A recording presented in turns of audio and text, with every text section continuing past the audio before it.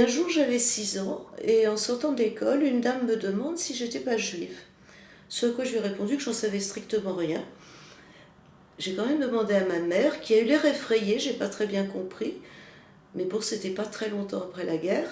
Elle m'a dit non, non, non, non, tu n'es pas juive, tu es arménienne. Et je lui ai demandé, mais c'est quoi arménienne? Elle m'a dit, ça n'existe pas. Alors je m'appelle Danielle Pachayan-Lacombe, je descends des Arméniens qui ont été génocidés et je suis la grand-tante de Philo. À l'origine, la famille habitait en Turquie. En 1915, il y a eu le génocide arménien. La famille a été amenée à fuir les massacres qui étaient organisés, qui se sont appelés par la suite génocide, ce qui ne se disait pas encore.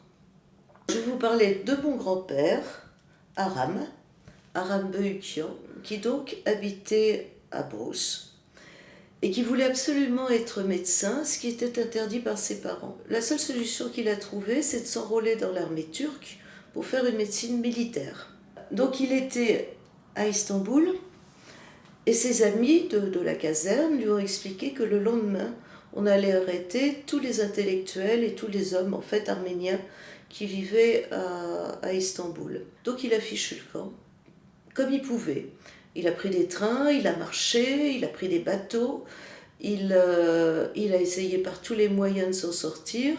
Et il est arrivé en France, en fait, où il s'est fait d'abord arrêter parce qu'on le soupçonnait d'espionnage, parce que c'était la guerre quand même, c'était en 1915.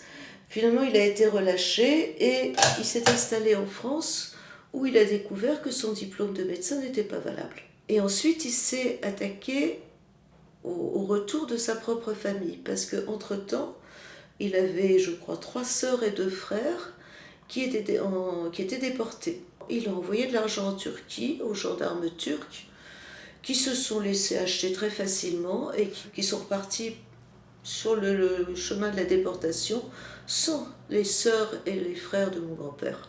On a eu la chance que, en fait, personne n'est mort pendant ce génocide dans la famille. Quand les Arméniens sont arrivés en France, ils étaient considérés comme apatrides, puisqu'ils ne se revendiquaient pas turcs. Arménie, ça n'existait pas, donc ils étaient apatrides. Et sur les premiers papiers, c'est écrit apatride. On ne savait pas qu'on était arménien, on ne parlait jamais du génocide, c'était absolument tabou. C'est des choses qu'on a pu découvrir en grandissant. Pour ceux qui s'y intéressaient, tout le monde pas. Et il y avait une espèce de consigne qui était que on devait devenir français. De toute façon, il n'y aurait aucun retour possible, on devait être français.